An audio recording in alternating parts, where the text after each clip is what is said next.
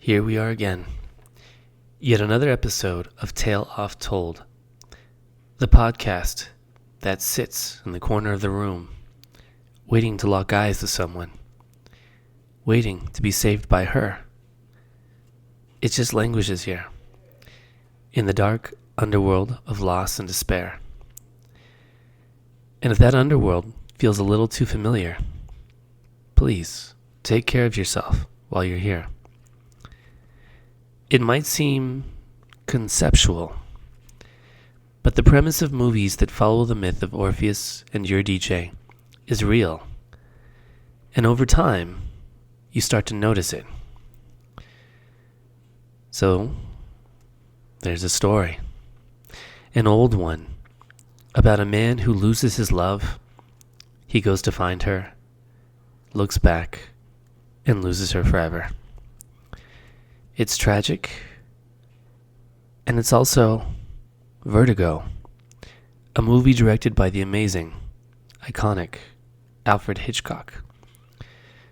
Although this time, that look-back moment, now it's an obsession.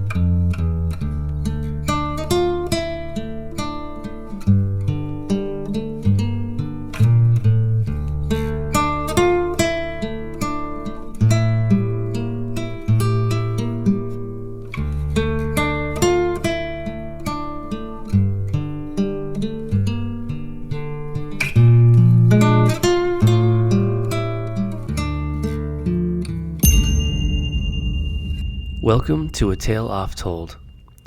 To understand, well, then we need to go down. So here we go.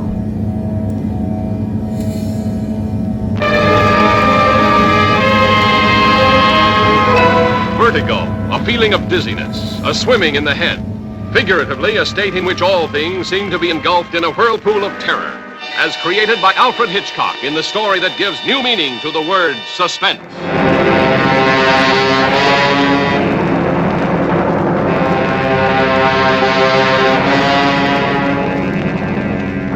I don't want to die. There's someone inside me, and she says I must die. Scottie, don't let me go.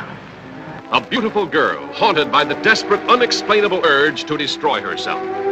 A man possessed by the paralyzing vertigo that made him afraid of high places. Easy now. Oh, no. Well, it's a cinch. Here, I look up. I look down. I look up. I look... What was the strange attraction that brought these two together, in spite of the dark forces that tore them apart? The specter from the past that drew her to the ancient headstone in the mission graveyard. The compulsion that drove her relentlessly to the point of no return. The story of a love so powerful it broke down all barriers between past and present, between life and death, between the golden girl in the dark tower and the tawdry redhead that he tried to remake in her image. If I let you change me, will that do it? If I do what you tell me, will you love me? Yes. All right, then I'll do it. I don't care any more about me.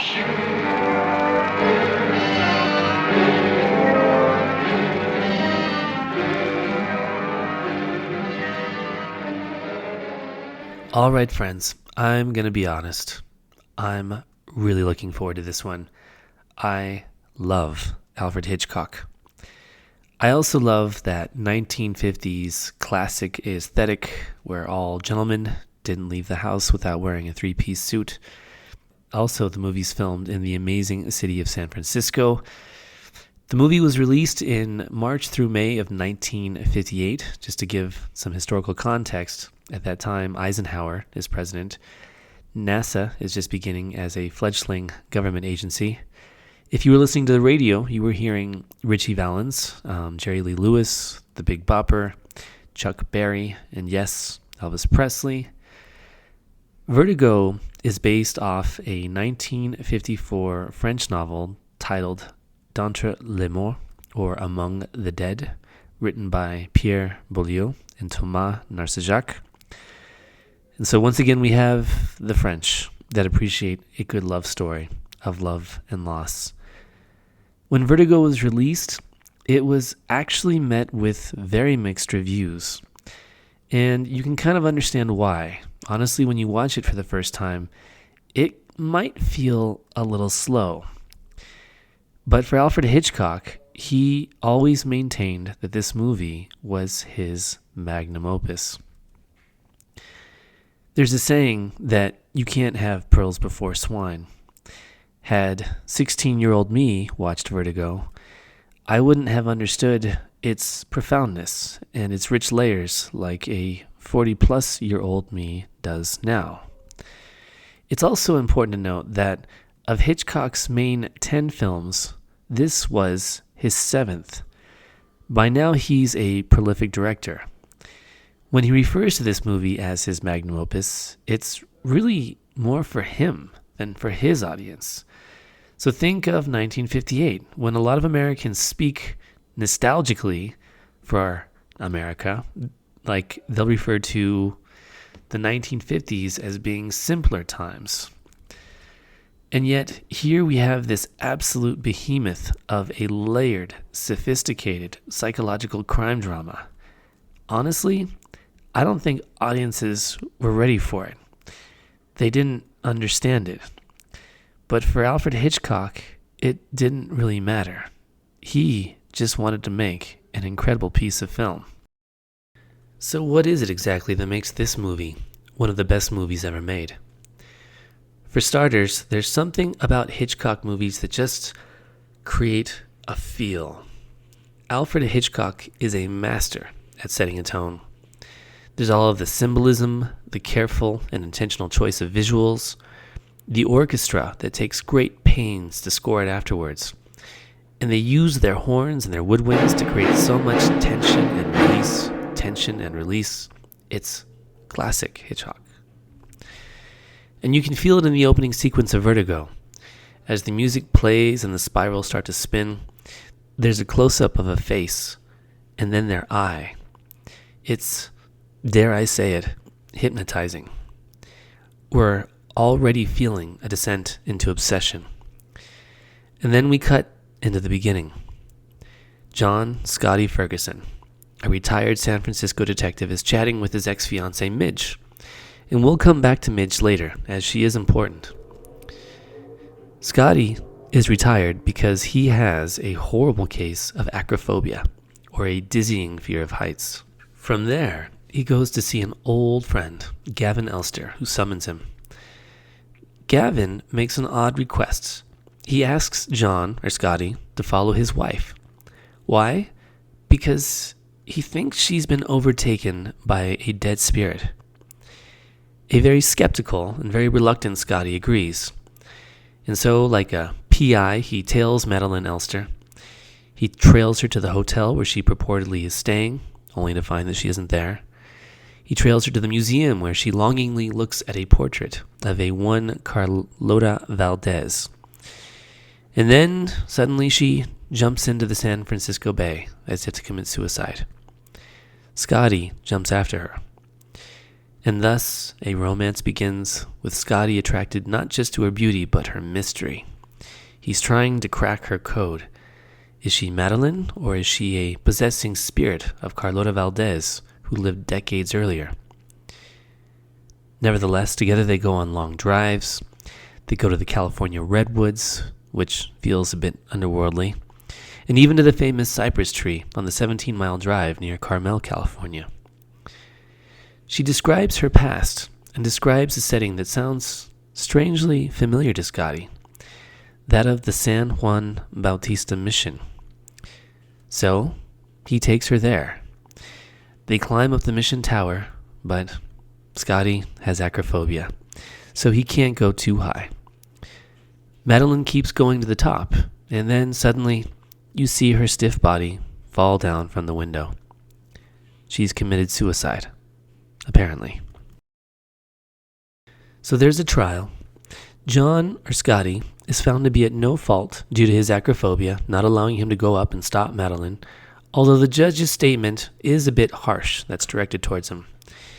In a moment that feels almost ick, even Madeline's husband, now a widower, assures Scottie that he finds no fault with him and states that he's decided he's going to leave for Europe. Now, the next part of the movie is the part that I love best.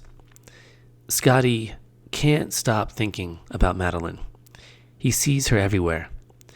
Every time he sees a blonde with her hair pinned up or a woman with a green dress, his friend Midge, his ex-fiancée, tries to console him playfully, but he'll have none of it.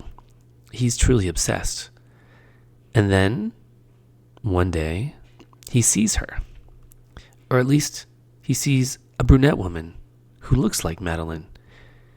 Scottie literally follows this woman to her apartment, props himself in her doorway, and refuses to leave. He insists on asking her questions, which she does. And she states that she's Judy Barton, who moved to San Francisco from Kansas. He insists on taking her out for dinner. And so would you look at that? Orpheus has his Eurydice back, at least for now. The two spend time for dinner.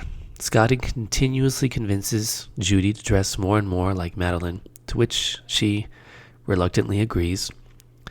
And then suddenly, when they're preparing to go out for dinner one night, John notices that she goes to put on a necklace. A special necklace like that of the one that Carlota Valdez was wearing in her portrait in the museum. If there was ever any doubt, there isn't any now. But Scottie, the ever-careful detective, holds his cards close. He says nothing. Similar to trying not to look back, right? He changes and reroutes the date night, and instead takes her to the San Juan Bautista mission, the one with the very tower that Madeline had jumped from earlier. He tells her, "We just have to do this one thing, and I'll be able to move on." So, up the tower they go. This time, Scottie manages to go all the way to the top, despite his acrophobia. And it's there that he reveals that he knows Judy was acting as a look-alike stand-in for Madeline because of the necklace she's wearing. He knows it was a setup and that he's been made to play the fool. And just like that, in a moment of despair, Judy jumps from the tower and Scottie's love is lost forever.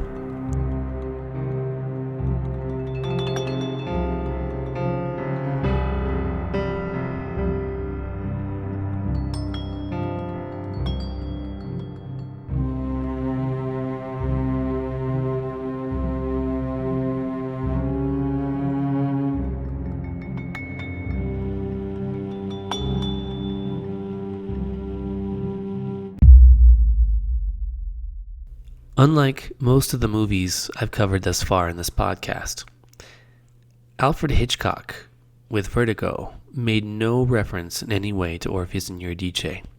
He didn't do it in the movie, he didn't do it in interviews, but you definitely feel this sense of underworldliness in the vibe and the themes in the movie. And for me, this is the first time I feature a strong Orphic film in which the director didn't make a clear Orphic intention. But the echo of Orpheus and Eurydice is very clear. Scottie is Orpheus, Madeline and Judy is Eurydice. And just like Orpheus, Scottie tries to regain his love with Madeline, only to lose her again with Judy. And in every Orpheus and Eurydice incantation, there always has to be an underworld, or something like it. The underworld in Vertigo is obsession. The moments when Scottie can't stop thinking about Madeline. This movie's scenes of romance, they're so-so. But the scenes where Scottie realizes that there's a bigger picture that he can't quite put together, Jimmy Stewart plays these scenes really well. And when you look at him, you just see this look of forlornness and exhaustion as his mind is just a mess. These are the scenes that haunt you. At least they haunted me. Anyone who's experienced a sudden or confusing loss of love can relate to that mania or confusion that happens shortly afterwards.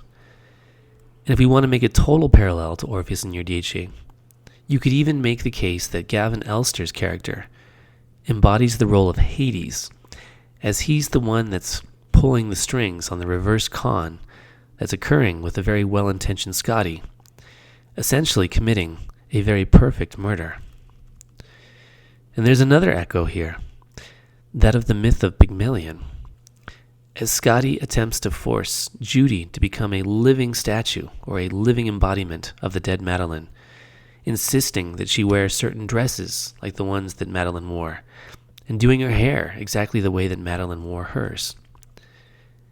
These scenes are almost surreal, and they'd seem incredulous had it not been for the skillful execution of the actors, who make it seem more like a slight annoyance that they just, have to overcome. I also want to mention the character of Midge, Scottie's ex-fiancée, one of the most overlooked characters in the movie, both by the audience and the protagonist. If you look at the chemistry with which Midge carries on with Scottie, the way that she's supportive, the way that she's relaxed, the way they're both relaxed when they're together, also the way that Scottie can be vulnerable with her without any fear of judgment. It's amazing. It makes you ask, why does Scottie not see the potential here? If I had to choose between Madeline or Midge, I'm on Team Midge all the way. But that's what this movie is designed to do. It wants to show you Scottie is pulled towards a love that doesn't make sense. It's a love that, like the reverse con he's embroiled in, has to be pieced together like a puzzle. It's a perfect love, dare I say it, for a retired detective. But, as we all know, delusion and confusion never ends well. And maybe the only way he gets clarity is through losing her again.